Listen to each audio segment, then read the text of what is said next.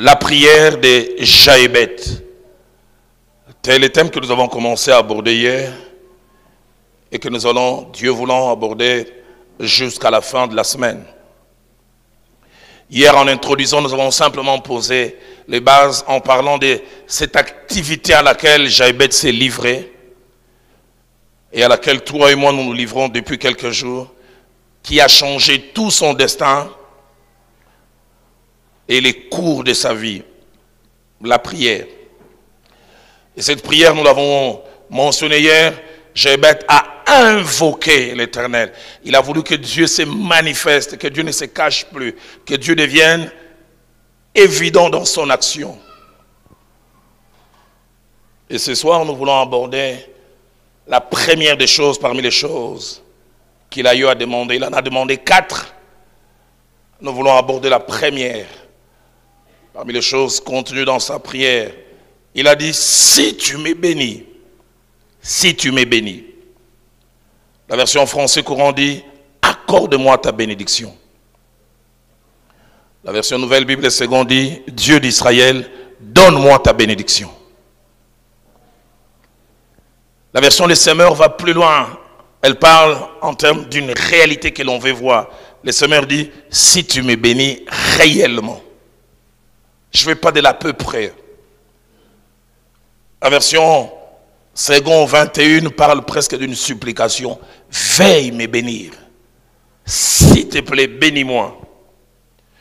La version Darby ajoute la notion de la quantité. Darby dit, si tu me bénissais abondamment. Je veux avoir, mais je veux avoir en grande quantité. Qu'est-ce que Jaébet demandait quand il parlait de la bénédiction? C'est quoi la bénédiction?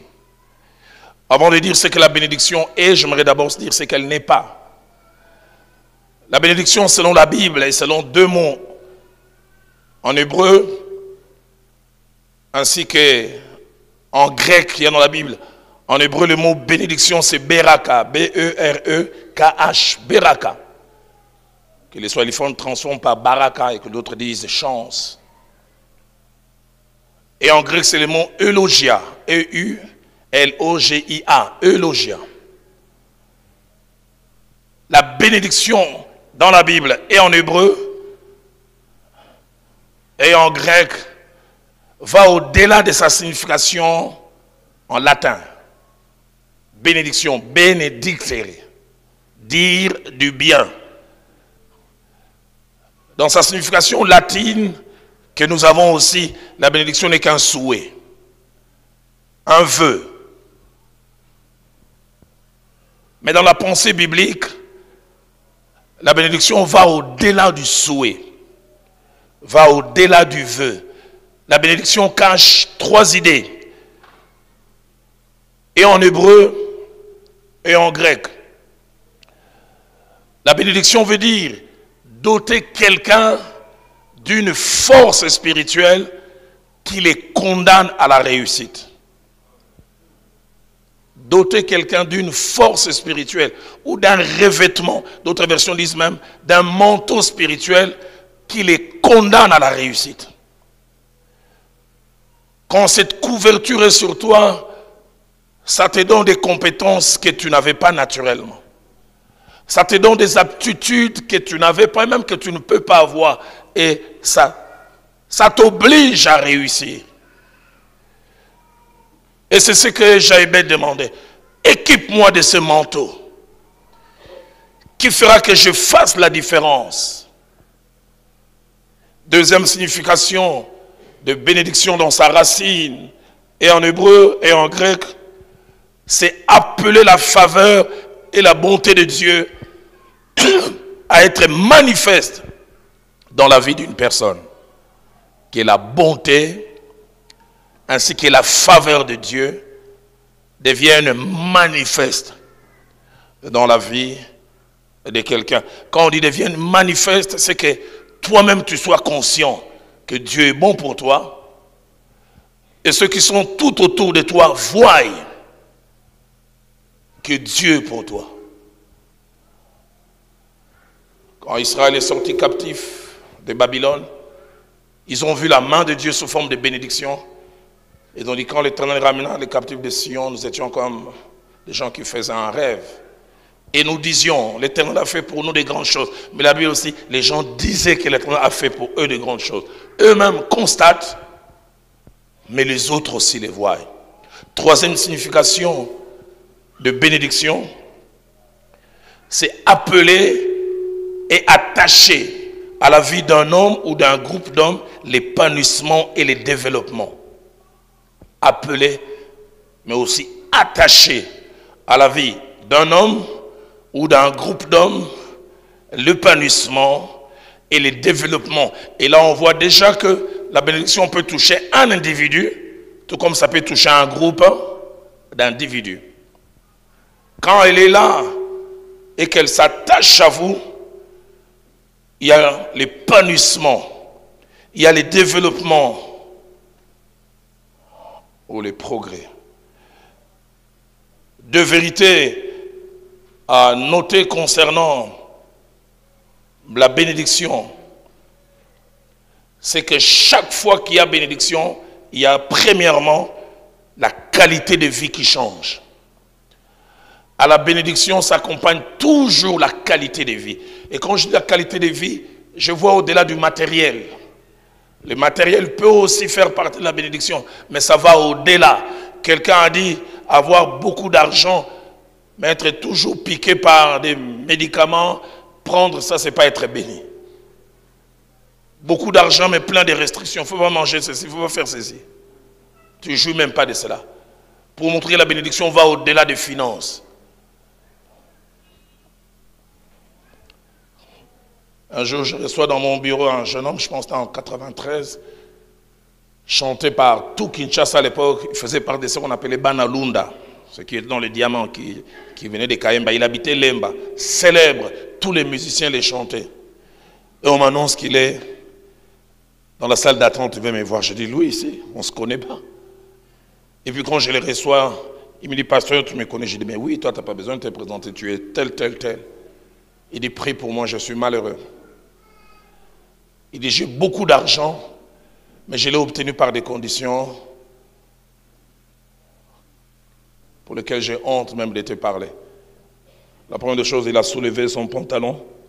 J'ai vu une plaie qui est là. Tu sentais mauvais. Il dit, les jours où je suis allé voir ce féticheur, il m'a dit, si tu veux avoir beaucoup d'argent, tu commenceras à avoir une plaie qui sent mauvais. Plus cette plaie va grandir, plus il y aura des moyens. Et deuxième des choses, j'étais étonné. Il a ouvert son sac, il avait des bandes hygiéniques. J'ai des bandes hygiéniques pour un homme, il dit oui. Chaque mois, durant 5 jours, j'ai des écoulements de sang comme une femme. Depuis ces jours, j'ai appris à ne pas envier les gens. Vous ne savez pas comment ils ont eu. Ça, c'est pas être heureux. Chaque fois qu'il y a bénédiction, il y a qualité de vie. Mais deuxièmement, chaque fois qu'il y a bénédiction, il y a évidence. C'est jamais caché.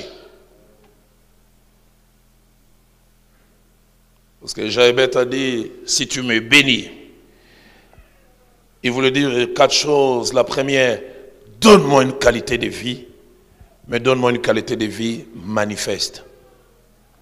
La deuxième, il voulait dire, donne-moi l'épanouissement. La troisième, il voulait dire, accorde-moi le développement. Que je progresse dans ce que je fais. La quatrième, il voulait dire, donne-moi des résultats satisfaisants, mais aussi valorisants dans ce que je fais. Je prie que toi et moi, de la même manière, Jaébet a prié, que nous puissions aussi dire ce matin, ce soir plutôt, bénis-moi. Accorde-moi les progrès dans ce que je fais. Est-ce dans les commerces? Est-ce dans les études? Est-ce dans les affaires? Est-ce en politique? Est-ce dans ces cabinets d'avocats? Est-ce dans ces salons de coiffure? Est-ce dans les ministères? J'ai quelques vérités que j'ai voulu mettre devant nous ce soir, attachées à la bénédiction avant que nous reprenions le moment de prière. La première vérité, c'est que la bénédiction est une réalité à deux visages. Elle se fait en parole ou par des formules que l'on prononce, mais elle produit toujours des effets palpables. Elle part des paroles ou des formules, mais elle finit par avoir des effets. Dans Genèse chapitre 27 au verset 29, alors que Jacob, qui avait dévancé son frère Ésaü, est venu voir son père a prononcé des paroles. Et puis après il dira, j'ai mangé de tout avant que toi tu puisses venir. Il parle à Ésaü. Et il dit, je le bénis, aussi sera-t-il béni. Étonnant de voir, quand Ésaü insiste, il dit, n'as-tu que cette seule bénédiction? Il dit, je les lui ai donné. Les paroles, il en avait encore. Mais les paroles qui ont un manteau, il n'en avait plus. Il pouvait prononcer des paroles. Il dit, il n'y a plus rien parce que c'est que Dieu m'a donné à lui donner pour que ça l'accompagne. C'est la seule chose que j'avais. Je l'ai béni, j'ai prononcé des paroles, aussi sera-t-il béni. Dans Ésaïe 51, au verset 2, Dieu prenant l'exemple d'Abraham, il dit, je l'ai appelé, je l'ai béni et multiplié. Parce que ma faveur est à ses côtés, il s'est multiplié. Deuxième vérité, la première fois que le mot bénédiction est mentionné dans la Bible, c'est dans Genèse 1, 22. Quand Dieu crée l'homme et la femme, la Bible dit, il est béni. Il les a équipés d'un manteau, il dit, multipliez, soyez féconds et remplissez la terre. Troisième vérité, les bénédictions peuvent avoir un rayon d'action et des dimensions. Un rayon d'action et des dimensions. Genèse 24, verset 1, la Bible parlant d'Abraham, il était avancé en âge et l'Éternel l'avait béni en toutes choses. En toutes choses. La version Nouvelle Bible seconde dit, dans tout ce qu'il faisait. La version seconde 21 dit, dans tous les domaines. Je prie comme un prophète que toi et moi nous ayons des bénédictions multidimensionnelles. Que ça touche notre santé, que ça touche les études de nos enfants, que ça touche la qualité de vie de notre couple. Je prie que la bénédiction ne s'attache pas à un seul domaine, que ça ne soit pas seulement spirituel. Tu excelles en parole et connaissances, en vision, mais de l'autre côté, ça ne marche pas. Deutéronome au chapitre 28 que nous avons lu, verset 3 d'abord, il dit, tu seras béni dans la ville et tu seras béni dans les champs. Verset 4, les fruits de tes entrailles, les fruits de ton sol, les fruits de tes troupeaux, les porteurs de ton gros et de ton menu bétail, toutes ces choses seront bénies. Verset 5, ta huche et ta corbeille seront bénies. Genèse 39 plutôt, verset 5, parlant de Joseph qui travaillait chez Potiphar, la bénédiction de l'Éternel fut sur tout ce qui lui appartenait. C'est-à-dire Potiphar, soit à la maison, soit au champ. Bénédiction multidimensionnelle. Et il y a un rayon d'action. Potiphar est étonné. Ces champs qui ne produisaient pas se mettent à produire. Ces enfants qui n'étaient pas performants à l'école deviennent performants. Pourquoi? La bénédiction de Dieu s'est attachée. 2 Samuel chapitre 6, au verset 18, parlant d'Obed-Édom qui avait reçu l'arche de Dieu. La Bible dit, Dieu bénit Obed-Édom ainsi que toute sa maison. Toute sa maison.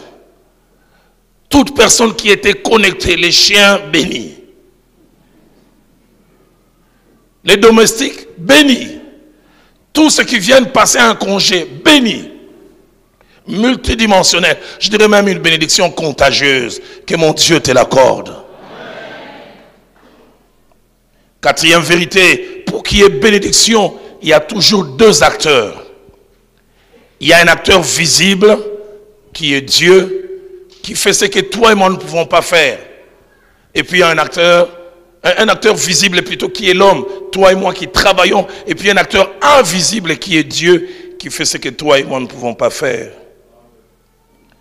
J'aime ce que la Bible nous montre dans le livre de Genèse au chapitre 26. C'est pourquoi la bénédiction de Dieu n'est pas pour les paresseux.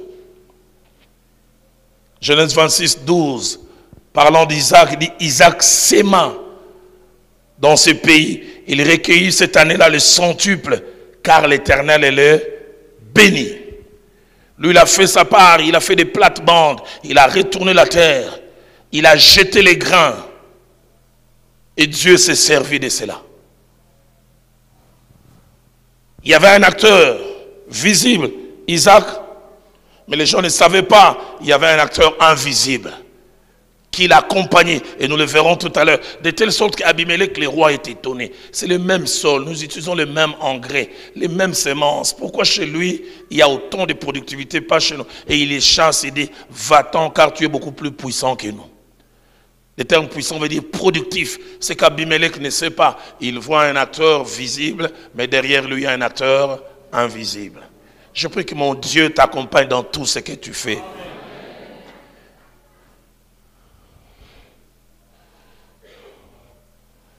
Je voulais dire à quelqu'un, ton Dieu s'est longtemps caché.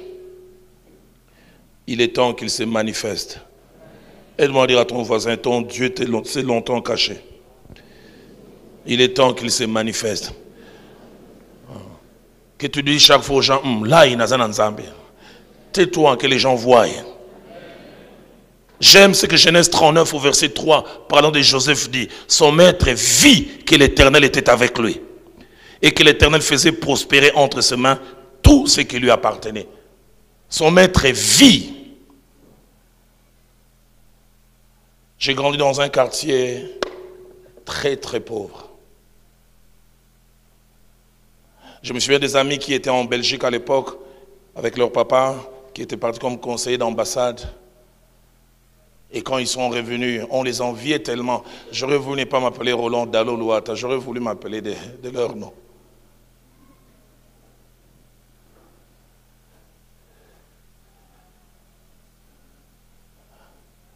Mais dès l'instant où j'ai connu le Seigneur, j'ai vu tout ce que Dieu a fait. Dans les quartiers où j'ai grandi, ma mère me le dit même jusqu'à aujourd'hui. Ceux de ma génération et même les plus jeunes qui m'ont connu, ils prient plus le Dieu d'Abraham, le Dieu d'Isaac et le Dieu de Jacob. Non pas que Dieu a cessé d'être le Dieu d'Abraham, d'Isaac et de Jacob, ils prient le Dieu de Yadalo. Parce qu'ils ont vu, c'est Dieu qui a pris ce petit garçon dans ce quartier mal famé, et ils ont su que lui-même ne pouvait pas se frayer un chemin pour qu'il arrive là où il est. Et ils disent, il a un Dieu. Je prie que ton Dieu se fasse voir. Je prie que tu deviennes un panneau publicitaire dans ta famille. Un panneau publicitaire dans ton quartier. Un panneau publicitaire là où tu travailles. Que les gens voient ton Dieu. En Deutéronome chapitre 8.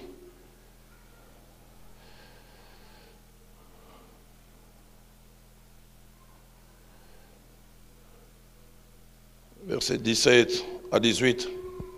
Certes, l'Éternel donne un avertissement à son peuple en disant, hey, toi l'acteur visible, fais attention. Chaque fois que les gens voudront te jeter des lauriers, fais-leur savoir qu'il y a un acteur invisible. Il dit, quand tu verras multiplier ton gros et ton menu bétail, quand tu auras toutes ces choses, il dit, garde-toi de dire, ma force et la puissance de mes mains m'ont acquis ces choses. Et il dit, souviens-toi de l'Éternel. Et il ajoute, car c'est lui qui te donnera de la force pour les acquérir. C'est toi qui les acquiers, mais la force vient de lui. L'acteur invisible. Cinquième vérité, le contraire de la bénédiction, c'est la malédiction. Et des fois, pour mieux comprendre la bénédiction, il faut connaître son contraire, la malédiction. Si la bénédiction, c'est le fait de porter un costume, un manteau, un revêtement spirituel qui condamne à la réussite, la malédiction aussi, c'est porter un revêtement spirituel négatif qui condamne à l'échec, qui annule les compétences. Quand tu l'as, rien ne marche. Jeune fille, tu peux être belle comme la lune, tu mets rouge à lèvres, noir à lèvres, rose à lèvres. violette à lèvres. Personne ne te voit. Les gens s'approchent et finissent par partir. Pourquoi il y a un revêtement spirituel? Tu as beaucoup de diplômes. Tu écris 10 fois, j'ai l'honneur. 10 fois on t'écrit, nous avons les regrets. Pourquoi? Parce que tu as un manteau spirituel qui condamne à l'échec, qui annule et annihile les compétences ainsi que les atouts. Dans le psaume 109, au verset 18, il est dit, les gens se revêtent de la malédiction comme d'un manteau. Pour montrer que c'est un habit, c'est quelque chose qui te colle. Et l'une des finalités de la malédiction, on en a parlé, je pense, il y a quelques mois en arrière ici. L'une des finalités de la malédiction, c'est la frustration. La malédiction vous frustre. Deutéronome 8, au verset 38, dit ceci. Tu transporteras sur ton champ beaucoup de semences et tu feras de faibles récoltes, car les sauterelles les dévoreront. Beaucoup d'efforts, peu ou pas de résultats. Ça, c'est le but de la malédiction. Ça annule tes efforts. Ça réduit la qualité ainsi que la quantité de tes résultats. Tu apportes beaucoup de semences, mais finalement, tu n'as rien. Le verset 39 ajoute, tu planteras des vignes et tu les cultiveras, mais tu ne boiras pas de vin et tu ne feras pas de récolte, car les vers dévoreront tout.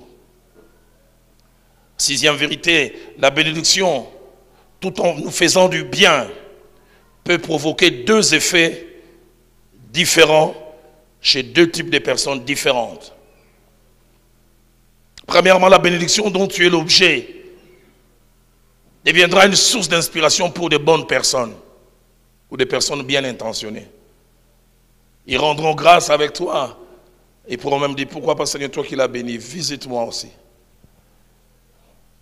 Mais deuxièmement, et ça tu dois le savoir, la bénédiction provoquera l'envie, la jalousie et l'adversité. Quand tu pries, je veux être béni, sache que tout le monde ne va pas acclamer. Il y a des gens qui sont bien avec toi tant que vous êtes au même niveau. Mais dès l'instant où Dieu te donne quelque chose en plus, il y a très peu, surtout chez nous en Afrique, qui partagent la joie de l'autre. Dieu te bénit, ta condition change. À 3 heures du matin, lui avec ses amis sont à Pointe au-dessus d'un arbre nu. Ils disent à Bongate, à Beba.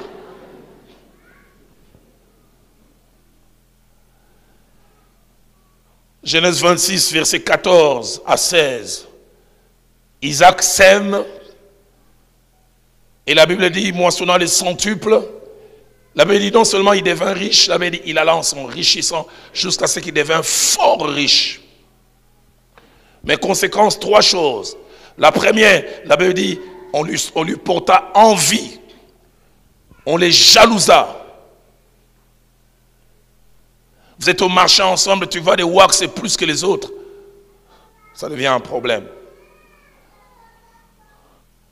Vous allez tous en Chine, mais quand toi tu reviens, tu repars après 2 semaines tellement de preneurs.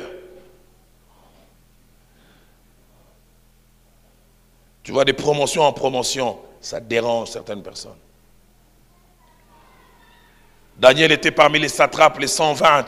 Tant qu'ils étaient tous au même niveau, ça ne posait pas un problème. Mais dès l'instant, le roi a voulu les placer parmi les 3 les plus éminents. Problème. Et pire encore, quand le roi a voulu faire de lui l'homme seul, ils sont allés fomenter. Sache que ta bénédiction révélera ceux qui t'aiment réellement. On te portera en vie. Deuxième des choses qui est arrivée, non seulement qu'on lui a porté en vie, la Bible dit qu'on a commencé à casser, à détruire, à remplir les puits que son père avait construits. Il fait des efforts dans le sens du progrès. Les gens viennent faire des efforts dans le sens de la destruction. Troisième réaction, on a fini par les chasser. Abimelech dit, va-t'en, pars. La bénédiction est une bonne chose, mais c'est à double tranchant. Tu veux la bénédiction? Prépare-toi aussi à l'adversité. Mais j'aime, quelle que soit l'adversité qui est suscitée par la bénédiction, l'auteur de la bénédiction protège la bénédiction qu'il a donnée. La bénédiction de l'Éternel enrichit, elle n'est suivie d'aucun chagrin. Quand le diable vient pour vouloir attaquer Job, écoutez ce qu'il déclare dans Job chapitre 1er au verset 10. Il parle à Dieu.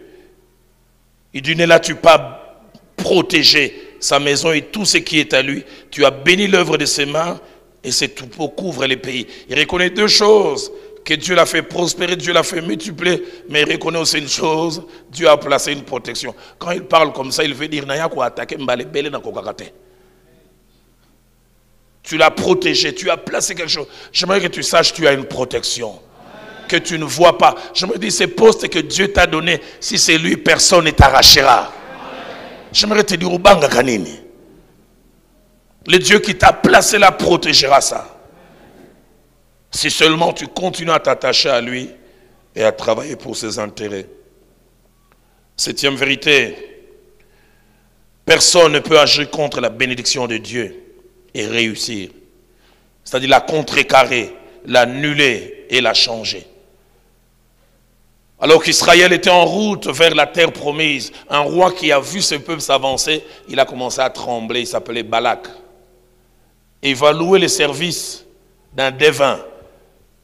Parce qu'il croyait à la puissance des paroles qui pouvaient appeler le mauvais sort. Il dit, maudis-moi ces peuples, car je sais que celui que tu maudis est réellement maudit. Et la Bible montre-moi à 3 reprises, ils font des incantations, ils montent sur une montagne, ils coupent des taureaux, ils sacrifient.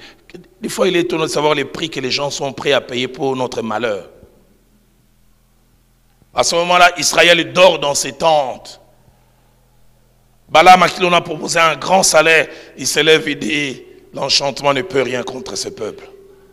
La malédiction ne peut rien contre. Mais j'aime surtout cette belle phrase sortie de la bouche de ce devin. Nombre 23, verset 20. Il dit, Dieu a béni, je ne les révoquerai pas. Dieu les a équipés pour réussir. Je ne peux pas faire le contraire. Je n'y changerai rien. Je n'ai pu m'opposer. Quand Dieu te bénit, laisse les gens dire ou penser ce qu'ils peuvent. Si tu t'attaches à Dieu, il va protéger cela. 8e chose, si la bénédiction de Dieu est une bonne chose, à elle s'attachent 4 vérités à connaître. À la bénédiction s'attachent 4 vérités. C'est une bénédiction que Jéhébeth souhaitait demander. La première, c'est que derrière chaque bénédiction se cache une mission. Derrière chaque bénédiction se cache une mission. Le Dieu de la Bible, c'est un Dieu des buts. Proverbe 16, au verset 4, dit, Dieu a tout fait pour un but. Quand Dieu te donne beaucoup, au-delà de ce dont tu as besoin, tu dois savoir qu'il y a une mission derrière. Dieu a béni Esther qui est parvenue à la royauté. Et Esther pensait que c'était pour qu'elle jouisse, elle fasse pédicure, manicure. Mardochée vient lui rappeler, qui sait, ce n'est pour des temps comme ceci que Dieu t'a fait parvenir là.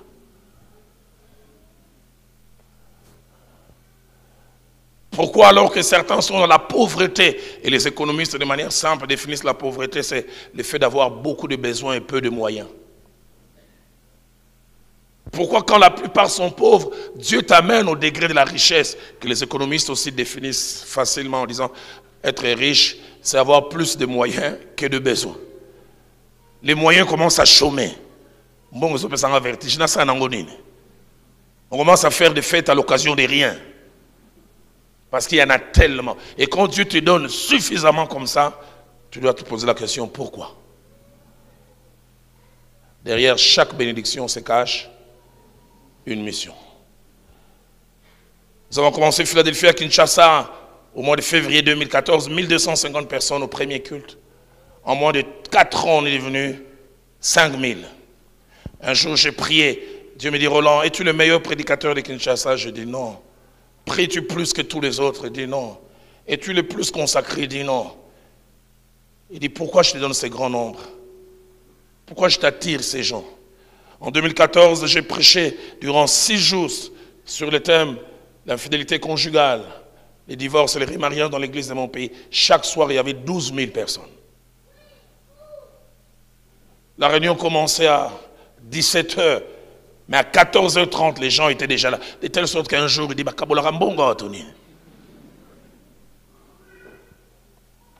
et Dieu m'a dit, Roland, je te donne cette foule pour un but.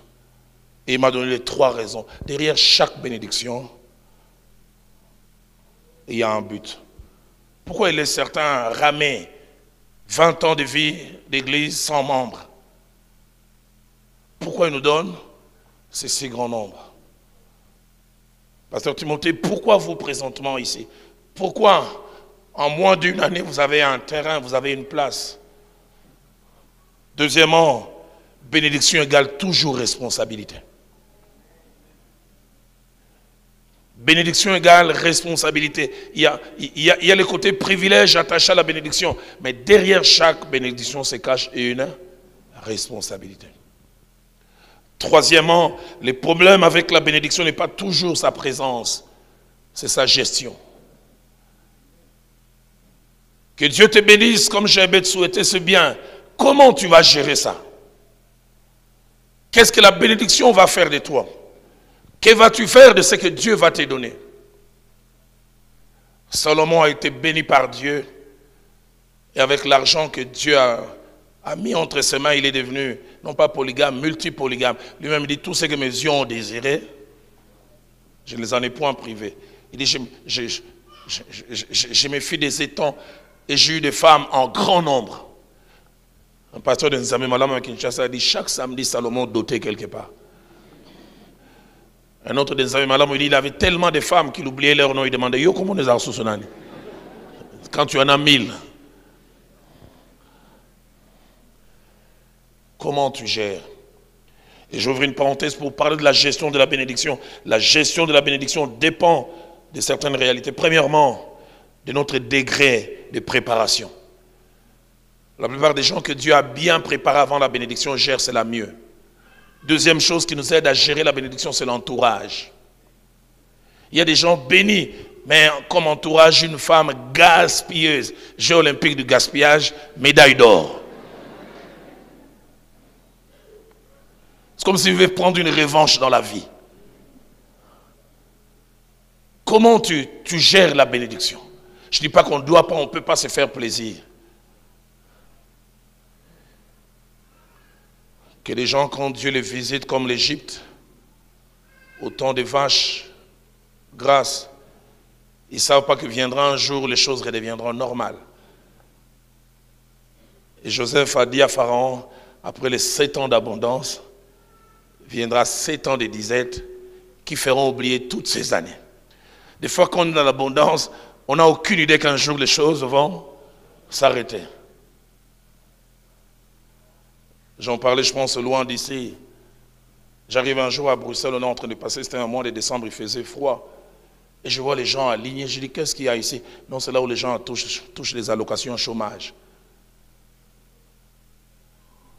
Et je regarde un haut dignitaire à l'époque du comité central, debout.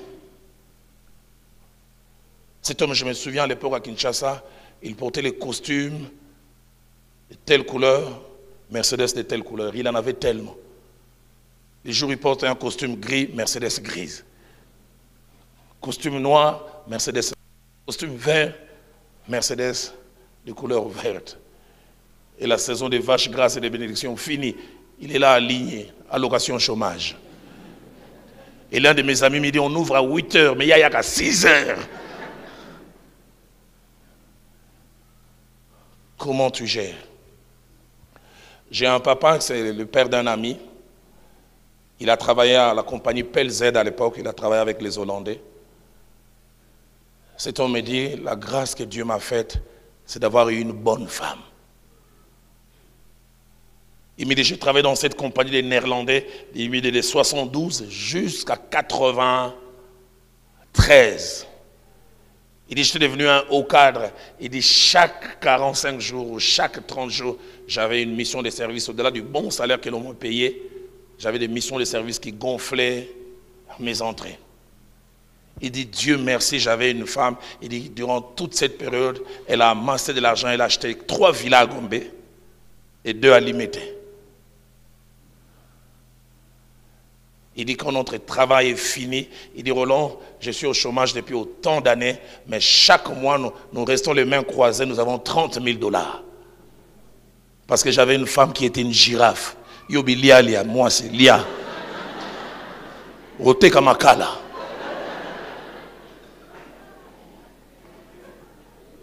Ne vois pas seulement aujourd'hui, vois plus loin. La femme sage bâtit sa maison. C'est comme si tu veux prendre une revanche dans la vie.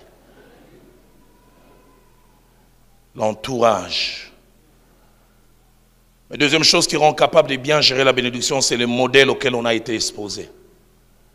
Si on a eu des bons modèles qui ont bien géré la bénédiction, on peut s'en inspirer. J'aime voir des gens que Dieu a bénis et élevés, mais qui sont restés simples, qui ont su garder certaines vertus. J'en parlais aux serviteurs de Dieu, je vais visiter les Nigériens en 2010. Je visite le bishop Oyedepo et puis je vais voir son père spirituel, Adeboy. À l'époque, il avait des réunions de chaque vendredi, 500 000 personnes. Aujourd'hui, on me dit que c'est 1 million à chaque réunion. J'avais rendez-vous avec lui à 10 heures. Je suis arrivé un peu plus tôt, bien qu'il m'avait prévenu que vous, le Congolais, vous ne respectez pas trop les temps. 10 heures juste, il n'était pas là. 5, il n'était pas là. Entre 10 et 15, il est arrivé. Cet homme qui pesait 1 million de membres, il avait en face de lui un jeune pasteur de 2000 membres.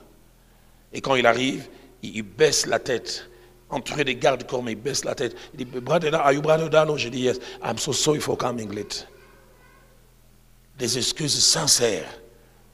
Pas des excuses du grand qui a les mains approchées. Pardonne-moi pour le retard, il y avait un embouteillage. Ces jours-là, j'ai dit, on peut être grand et garder des vertus. J'ai dit, ça sont des modèles. Et quand on a été exposé devant des modèles, des gens que Dieu a bénis, mais qui gèrent bien, on est inspiré. Tu as Dieu te béni, tu commences à appeler tous les gens par les diminutifs Kamutoyo, Kamwasioyo, Kamwailokoyo.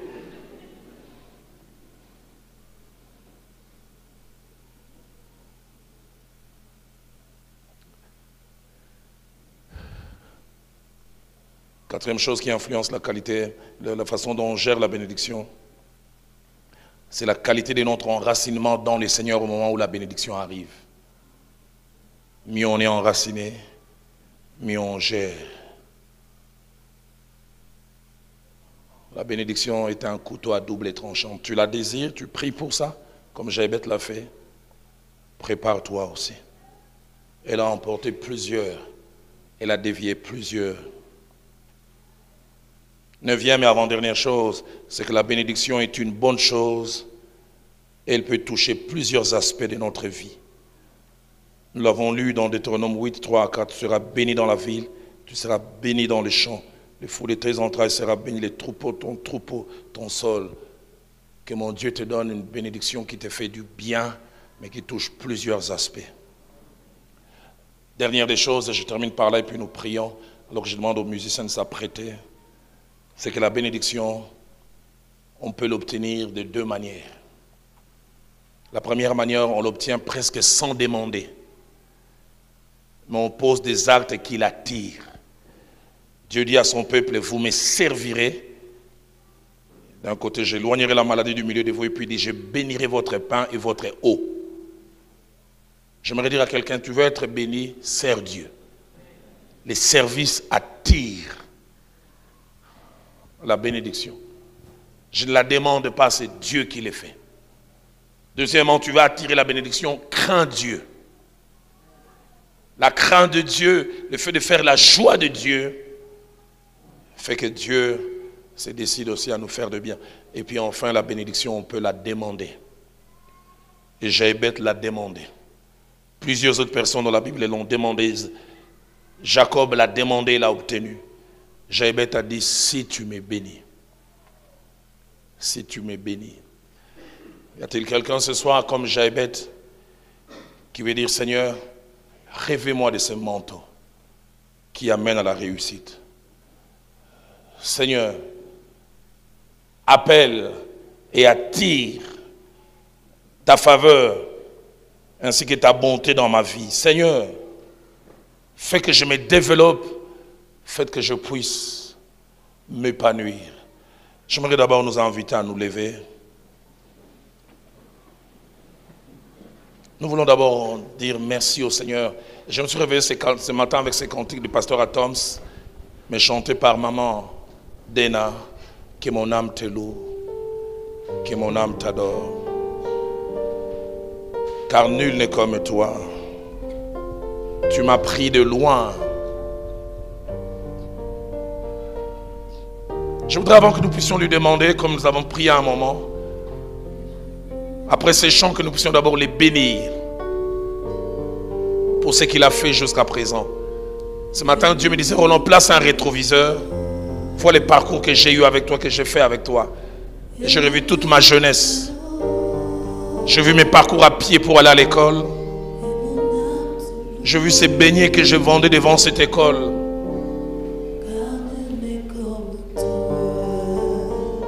C'est un chant nouveau qui monte dans mon cœur.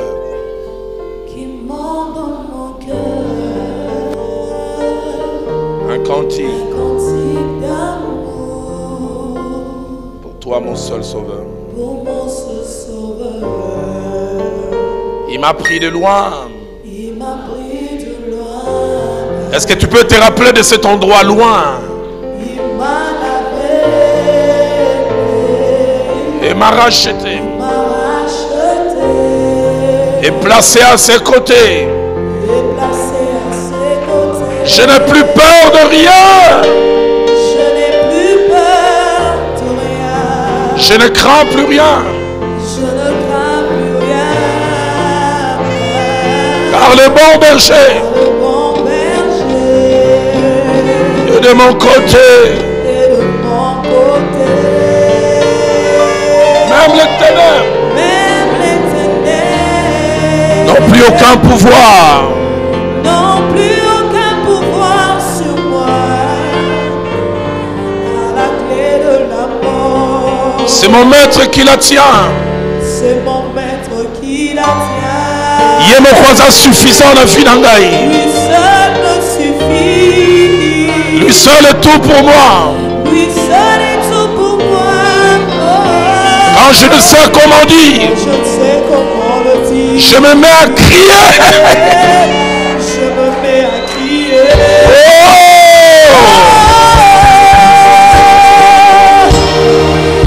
Il est bon. Y a-t-il quelqu'un qui a vu sa bonté? Chante, crie, déclare.